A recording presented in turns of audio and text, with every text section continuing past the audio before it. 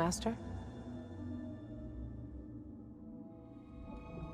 I didn't expect to see you so soon.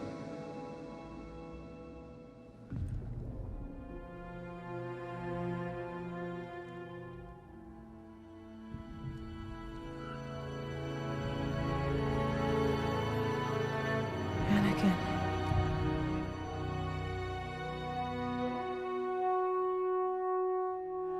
We interrupt this program to bring you...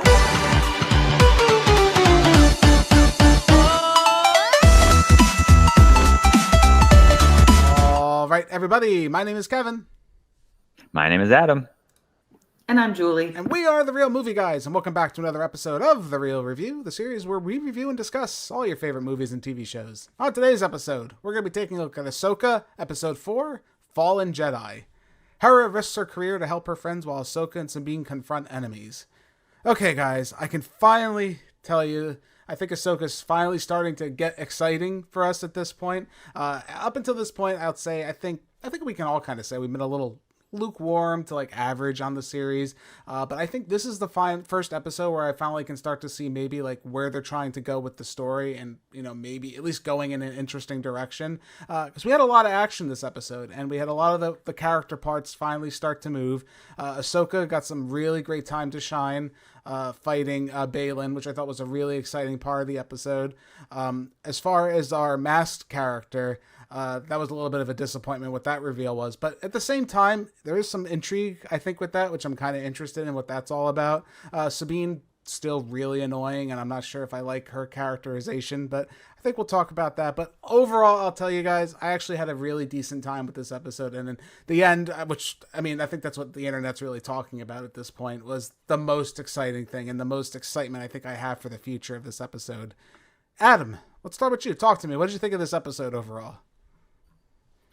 I thought that it was definitely it's going to a climactic moment here. Right. I think that there's build up, and it's finally what I was waiting for to happen with this show. I think that it's got a lot of potential. Yeah, and a lot more than I thought it was going to have. Yeah, my biggest issue, I think, is, and we'll talk about too, like the pacing and stuff with this show, because I feel like I really truly believe, and I think we all agree too, this shouldn't have been a series. I think this could have been a movie, and that would have been fine. It definitely just has like these core aspects of it where it works so much better as a movie, and you stretch it out into this TV show, and it just feels inorganic at times, just really unnecessary. There's a lot of just, I want to say, waiting around or really long held shots that I feel like you're just buying time half the time. But again, the core elements that are in here I think are exciting, and I agree with you, Adam. I think we have something exciting coming up in the show, so it was good for me too. Julie, how about you? What'd you think of this one? I know you've been a little, maybe out of all of us, the most lukewarm with the show, especially because you have really no experience with Rebels, so I know it's been a little harder for you to enjoy it. Yeah, this was definitely the most enjoyable episode out of the series for me so far. The action, I think, was great. Like Adam said, it definitely felt like we are reaching some, climactic moments, and not even that, just the different groups finally kind of converging together, where they've had their brushes before, but now, we have master versus master, and, Padawan versus Padawan, if you will. So I thought that was really, really cool to see. So I'm very excited to see where we progress from here. Am I still fully invested in all of the characters? Probably not, but there's a little bit more of a foothold. Yeah, it's weird, and I feel like, I hate to say this, again, I really think the pacing is what's killing this for me a lot of the times, because I feel like these characters had like this big, long, dramatic like build up to the point where we got to finally in this episode. Like you said, we were anticipating the Master versus Master, the Padawan. But this is only the 4th episode we're on. Really not much has happened if you really look at the grand scale of everything we're looking at. Sabine and the apprentice Shin Hati, they fought, they stole the map, they got the map, they went to one planet, and now Ahsoka and Sabine caught up to them on one planet. That's really all that's happened if you really look at like the grand scheme of the action. Just a lot of unnecessary dramas happened in between. Right. I mean, the spaceship battle was awesome. That was really good. That was a good fight scene. And I feel like, again, based on the pacing of everything, I really think a movie just would have been so much more efficient in telling the story, especially getting to this point, because this feels like the first third of a movie. like what Absolutely. we've watched, and it could have easily been condensed into that. And I feel like there was no need to stretch it out. And again, go ahead, Julie. Oh, even in this episode alone, like I feel like the real like meat and potatoes, like the most interesting parts came in the latter half of the episode. Like the stuff going on with Hera, yeah, while it's important, like it was fine. It could have been condensed. It could have been combined with scenes from other episodes and stuff like that. Like it just drags everything out, and you lose a lot of momentum that way. Right, and I think that's really the biggest mistake I think they really had with Ahsoka, and unfortunately I still think the acting is a little bit to be desired. It's funny when I look at Ahsoka. She feels so wooden, Rosario Dawson, and I think Sabine's even worse than Ahsoka. We've kind of talked about that before.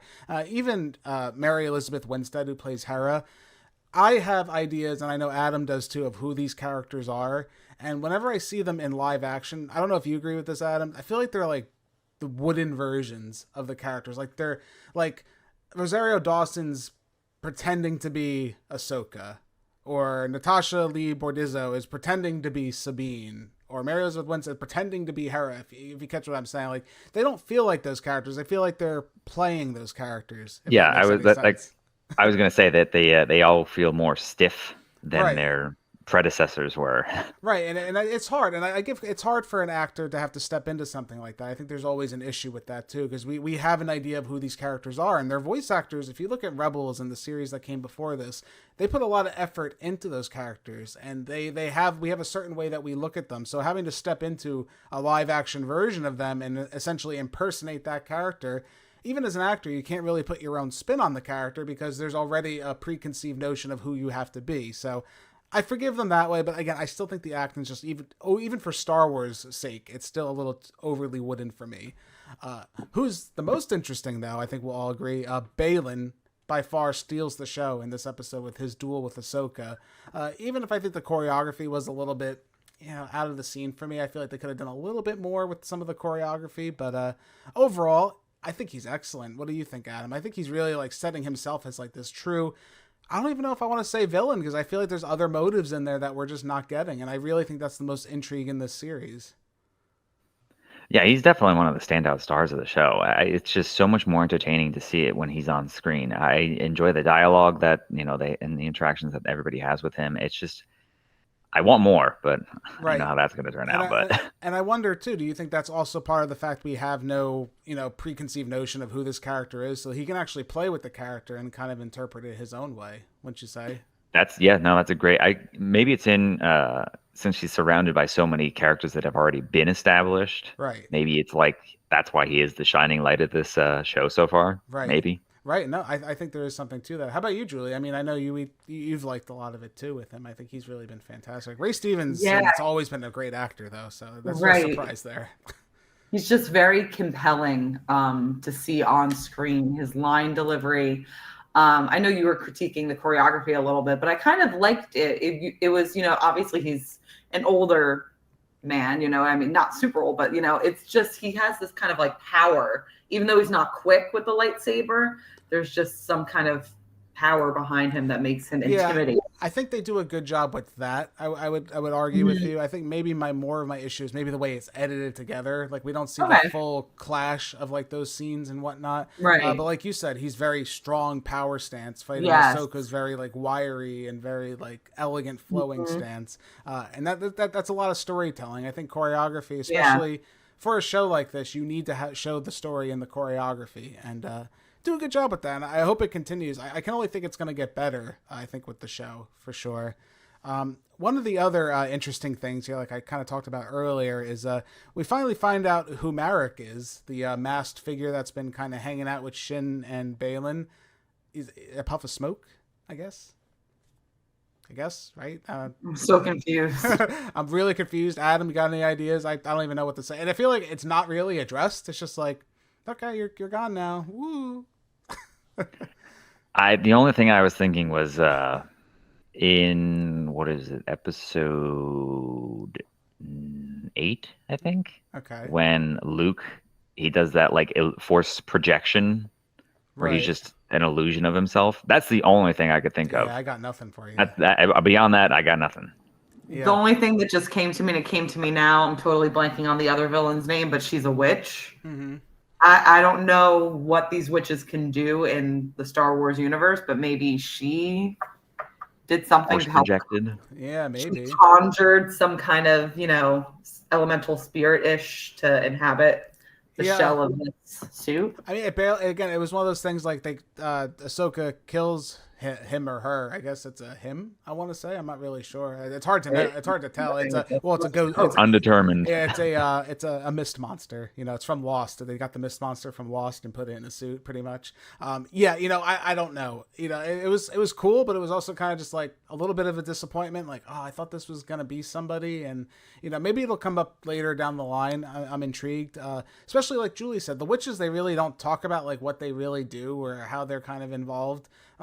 I feel like that's also like a missed opportunity here. Maybe we'll get something, but again, if you look at the episodes, we're halfway through the series, right? And we got 4 more episodes to go after this.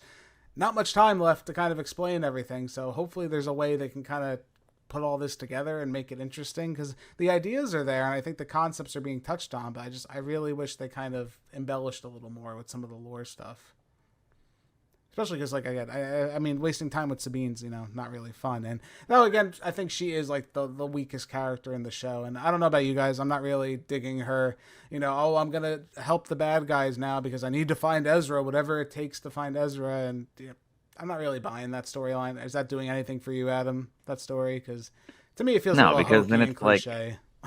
Yeah, because now we're clashing with our everybody else's motives in it. It's like, what is going on here? Now it just feels like everything's just kind of thrown in. It's kind of like, all right, well, we got to check off that list, make sure we got some, maybe a potential spy or a traitor in there. Right, and it's just like, again, for us to care about the Ezra and Thrawn story, like, I mean, like, again, like for someone like Julie who has no idea what's going on, and even for someone like me who does know what's going on, I don't know if I really care that much, to be honest. Like, you keep saying how important it is to find these 2 people, but I'm not really that interested in it. It's unfortunate because now, I mean, especially with the end of the episode that we just saw, there's more to this story, that other things are happening now where they're obviously taking the spotlight where everything else is moved to the background that I lost interest in. Right. How about you, Julie? I know you've been the biggest Sabine critic on the show, I think, for the most part. It's pretty much groan-inducing every time you see her on there. Literally, every time she utters a sentence, I'm rolling my eyes or groaning. Yeah, I mean, her decision at the end of the episode, I'm not surprised because, but then again, that's her character, I guess. She just continues to make poor choices. Where it could have been a cool character building moment, because Ahsoka, at one point when they're talking beforehand and they're kind of having that heart to heart, she said, we might have to make a choice of, if it comes between destroying this map or finding Ezra, I think we're going to have to go and, lose him forever. And so we're not going to have to make that choice, So it would have been, I feel like, maybe more meaningful to see her make that sacrifice and destroy the peace instead of going with them. We don't know what future episodes hold. Maybe she is playing some kind of long game where she is planning on, taking them down from within. Who's to say? I don't like Sabine at all. So the less screen time I get of her, the better. So good, go have fun with them. See you never, please. Yeah, and it's funny how I feel like they keep pushing her being this, potentially force-sensitive character with the lightsaber, and it's just not working. I don't know if that's by design or whatever the case is, because it's just not working, especially when we look at past Rebels where it's been said Sabine is not force sensitive whatsoever, and now we're trying to kind of push it, but I don't know, at the same time she's really not having a reaction to the Force, so maybe there is something more long game at play with her and Ahsoka's relationship, because again, even that relationship to me just kind of feels hollow, right? It feels just very plastic and like, oh yeah, I tried to train her and it didn't work out, we didn't get along with each other, so we just gave up, and oh no, we're gonna try it again, we're best friends again. I don't really buy it. I'm sorry. Like, it's one of those things where I needed more, especially Dave Filoni, I feel like should know better because he's crafted such an expert universe, I think, with Rebels and what he's done with Clone Wars and stuff like that. And then to have these gaps that he just didn't fill correctly, I think kind of leave a little bit to be desired. But enough of me talking about this. Let's talk about what we all came here to talk about, the end of the episode. Ahsoka gets the crap kicked out of her. Balin literally tosses her off of a cliff and she disappears. And she's dead. No, I'm just kidding. I don't know. I don't know what happened to her, but she wakes up in I guess some kind of like forest type area. And you hear in the background, "Hello, Snips." And it's good old CGI Hayden Christensen, Anakin Skywalker, smiling at her. And you know what, guys? Even though I think the CGI de-aging was pretty hard, especially in a freeze frame, if you pause it and look at it, it got me excited about what's going to happen with the series. Because at the end of the day, Ahsoka's story is so intently tied to Anakin Skywalker's story. The apprentice that no one knew he had and stuff like that. There's a lot there, and I think seeing how they maybe close the chapter in the relationship is incredibly exciting to me. Adam, don't tell me you didn't go like, "Oh my God," when that happened at the end of the episode.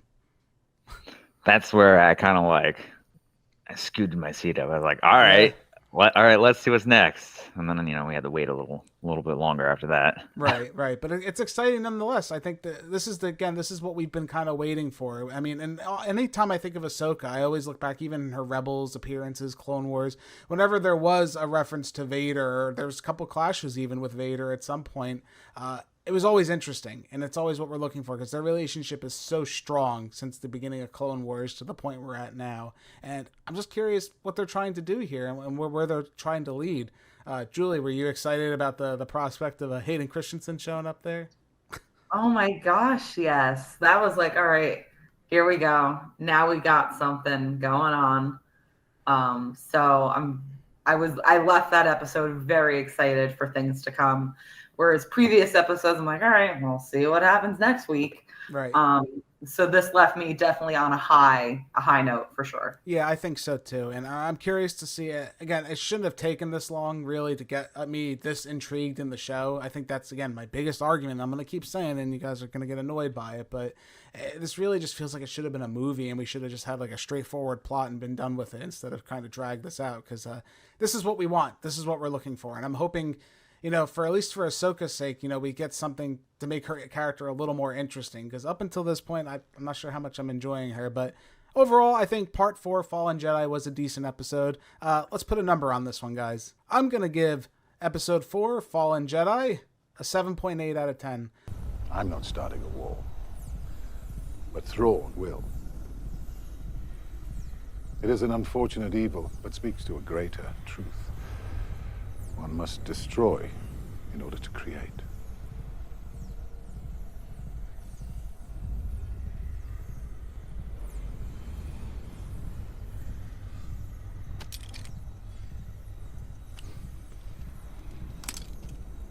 How inevitable.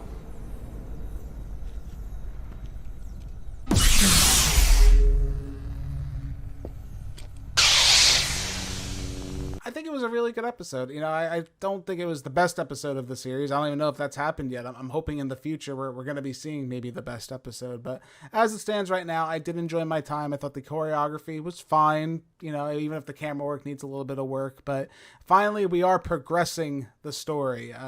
I think, again, that's been the biggest weakness in the show is the progression. Lack of knowledge on what's going on exactly with certain character motivations, I think, is also an issue. But it is feeling like Star Wars a little bit. I'm starting to get that feeling, in me a little bit, especially seeing Anakin show up at the end. I'm just curious where they're going to take it. So I wouldn't say I had a bad time or anything like that, but I'd say I had an average time, and, it still got me engaged. So we're going to still keep reviewing it. So guys, that has to say something for it.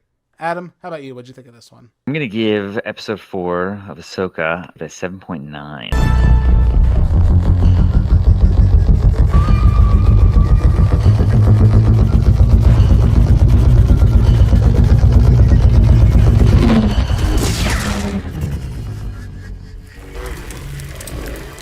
I pretty much locked in that score after the episode because after seeing Anakin, I had to give it a couple extra points. I was like, oh yeah, no, that was great. So I think it's got potential even more so now than it did. And it feels like this is the point where if anybody asked me, oh, is Ahsoka worth watching? I'd be like, yeah, now it's the time.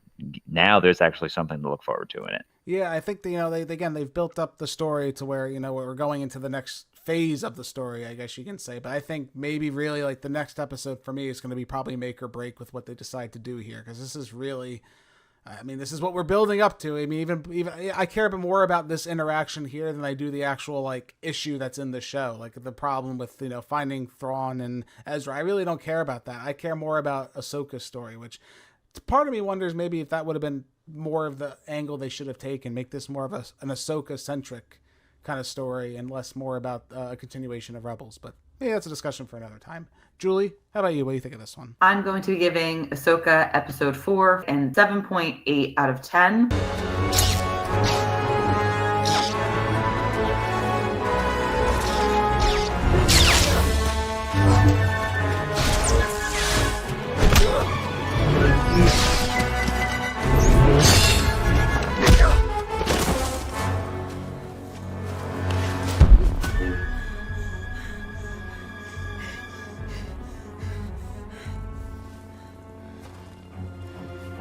You have no power.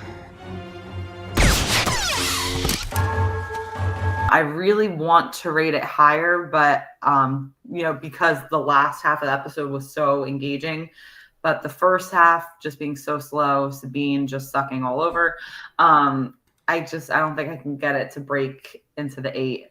But Hayden Christensen at the end, that's chef's kiss. So I'm so excited for the next episode. Yeah. I mean, the only issue, again, I have to tell you, it's just that wonky face, man. I don't know. I mean, maybe they'll pick it up a little bit in the next episode, but, you know, we don't need to de-age everybody when they show up. You know, I'm okay with them looking old. You know, he's not. You know, some makeup would have done the trick. Yeah, I think you could have. I mean, just change some of the lighting up and just, you know, some makeup. That would have been fine. Didn't need to go full-blown, you know, like Jim Carrey's mask on the guy. You know, we really didn't need to do that, unfortunately. But we'll see what happens. I'm excited for the next episode. But let us know what you guys think in the comments below. Did you like the episode? Do you hate the episode?